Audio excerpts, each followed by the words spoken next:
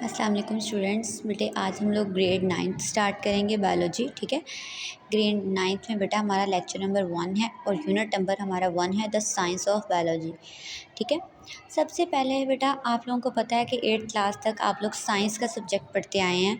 ठीक है, देन अब 9th में होते हैं तो वो जो साइंस का सब्जेक्ट है वो 3 कैटेगरीज में डिवाइड हो जाता है, बायोलॉजी में, फिज़िक्स में एंड केमिस्ट्री में। ठीक है, तो बेसिकली जो साइंस वर्ड है उसका मतलब क्या होता है। ठीक है, science is about a mystery. Mystery किसे कहते हैं? एक पहेली।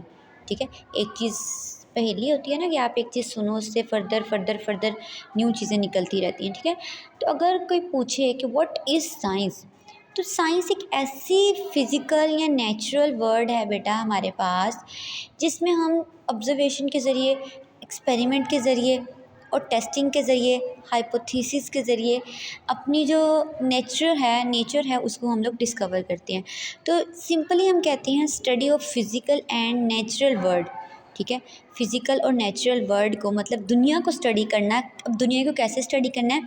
अपने मुशाहदों से, ठीक है, ऑब्जर्वेशन से, अपनी टेस्टिंग से उस चीज़ को प्रूव करना है, डेट इज़ कॉल्ड साइंस। अब बेसिकली हम अपने सब्जेक्ट पे आ जाते हैं, बायोलॉजी। अब जो बायोलॉजी वर्ड है वो ग्रीक वर्ड है एक। ठीक है, biology is a combination of 2 words. ठीक है, बायोलॉजी के अंदर 2 लफ्ज़ होते हैं, बायो एंड लॉजी या लोगोस। ठीक है, biology is a Greek word, this is a combination of 2 words. Biology mean life and logy या लोगोस मीन स्टडी। तो अगर हम इन 2 वर्ड्स को सीधा करें, स्टडी ऑफ लाइफ, ठीक है, यही मतलब बनता है ना इसका। Bio mean life and logy mean study, तो study of life is called biology. ठीक है, तो जो हमारा सब्जेक्ट है उसका मतलब ही क्या है? लाइफ को स्टडी करना, कि लाइफ में चीज़ें कैसे हो रही हैं, ईच एंड एवरीथिंग की स्टडी करना बायोलॉजी कहलाती है। अब बायोलॉजी की बहुत सी ब्रांचेज़ है, आप लोगों ने सुना होगा, किसी ने बीएस किया हुआ है, किसी ने एमएस किया हुआ है, पीएचडी की है, लेकिन उनके सब्जेक्ट्स डिफरेंट होते हैं। ठीक है, जैसे किसी ने बॉटनी में किया है, किसी ने जोलॉजी में किया है, किसी ने माइक्रोबायोलॉजी में किया है, किसी ने जेनेटिक्स में किया होता है। ठीक है, इकोलॉजी में किया होता है, बहुत सी ब्रांचेज़ हैं।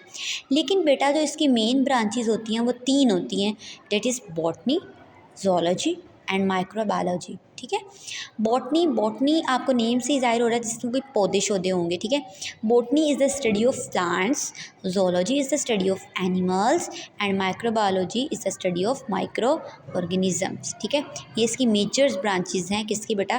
बायोलॉजी की। नेक्स्ट सब फील्ड्स बहुत ज़्यादा हैं, बेसिकली आज हम सिर्फ फर्स्ट 4 को डिस्कस कर लेते हैं। तो biology is divided into different branches. For example मैंने अब सब फील्ड्स की हेडिंग दे दी है। ठीक है, अभी इसको आप ज़रा देखिएगा।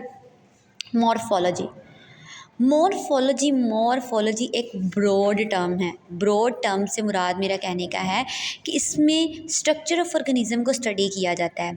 सिर्फ उसकी स्ट्रक्चर तो यही होती है ना चीज़ हमें नज़र आती है, डेट इज़ कॉल्ड स्ट्रक्चर। हम कहते हैं कि ये चीज़ ऐसी नज़र आ रही है, this is the structure of this thing. तो मॉर्फोलॉजी एक ब्रॉड टर्म है बेटा, इसमें स्टडी ऑफ स्ट्रक्चर की जाती है किसकी? ऑर्गेनिज्म की। आउटवर्ड अपीयरेंस, ठीक है, आउटवर्ड अपीयरेंस के साथ साथ इंटरनल स्ट्रक्चर को भी स्टडी किया जाता है। मेरे कहने का मतलब ये है बेटा कि मॉर्फोलॉजी में बाहर वाली और अंदर वाली दोनों स्ट्रक्चर को स्टडी किया जाता है, दिस इज़ कॉल्ड मॉर्फोलॉजी। ज़्यादा जो हमारा फोकस होता है वो एक्सटर्नल स्ट्रक्चर पे होता है, जैसे कलर हो गया, शेप हो गया, लेकिन मॉर्फोलॉजी एक ब्रॉड टर्म है तो इसमें हम इंटरनल स्ट्रक्चर भी स्टडी कर सकते हैं। नेक्स्ट आ जाती है बेटे एनाटॉमी। एनाटॉमी में इंटरनल फिजिकल स्ट्रक्चर को देखा जाता है कि बॉडी के जो अंदर वाले स्ट्रक्चर है उसको देखा जाता है। ठीक है, for example study of organ of digestive system. ठीक है, डाइजेस्टिव सिस्टम में बहुत सी चीज़ें आती हैं, आपकी ओरल कैविटी, आपका स्टोमक, आपका इंटेस्टाइन, और ये सारी की सारी बॉडी के अंदर है। तो जब आप इनकी स्टडी करेंगे, दिस इज़ कॉल्ड एनाटॉमी। ठीक है, अब हमने कहा डाइजेस्टिव सिस्टम है ना, इसी से मैं आपको अगले फर्दर ब्रांच पे लेके चलती हूँ। डाइजेस्टिव सिस्टम है ना, तो डाइजेस्टिव सिस्टम में बहुत से ऑर्गन, स्टमक है, स्मॉल इंटेस्टाइन है, लार्ज इंटेस्टाइन है, आपका माउथ है। ठीक है, अब बेटा जो डाइजेस्टिव सिस्टम के डिफरेंट पार्ट हैं वो डिफरेंट काम कर रहे हैं। स्टमक का काम अपना है, स्मॉल इंटेस्टाइन का काम अपना है, माउथ का काम अपना है, लार्ज इंटेस्टाइन का काम अपना है।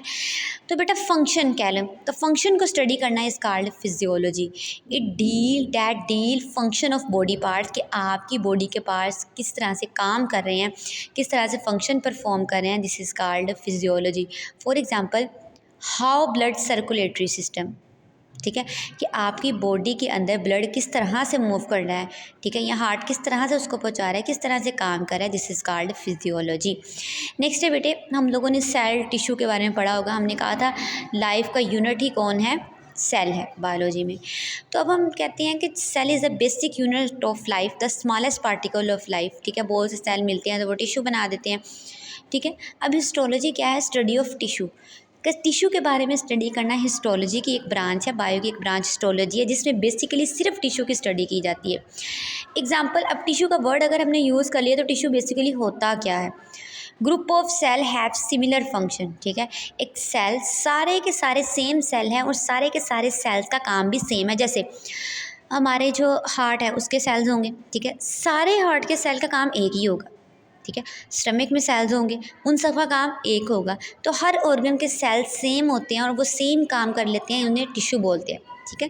टिश्यू क्या होते हैं, ग्रुप ऑफ सेल, बहुत सारे सेल जिनका क्या है बेटा, फंक्शन सेम होता है, डेट आर कॉल्ड टिश्यू, ठीक है। आज हम लोगों ने बेसिकली पढ़ा साइंस क्या होती है, what is science, science is a mystery, it is a study of physical and natural world through observation, experiment, testing etcetera. फिर हमने पढ़ा बायोलॉजी, वर्ड का मतलब क्या होता है, ये ग्रीक वर्ड है, इसमें दो लफ्ज़ होते हैं, bio mean life and overs mean study, the study of life is called biology. Major branches बेटे तीन होती हैं, बॉटनी, जोलॉजी एंड माइक्रोबायोलॉजी, ठीक है। सब फील्ड जिसमें हमने आज जो डिस्कस की वो चार है, लेकिन ये बहुत ज़्यादा है, morphology, anatomy, physiology, histology. Morphology भी मैंने कहा एक ब्रॉड टर्म है जिसमें आप एक्सटर्नल और इंटरनल दोनों फीचर्स देखते हो। एनाटॉमी में इंटरनल पे फोकस किया जाता है, फिजियोलॉजी में फंक्शन पे फोकस किया जाता है, जबकि हिस्टोलॉजी में टिश्यूज़ पे स्टडी की जाती है, ठीक है। ये था आज का हमारा लेक्चर।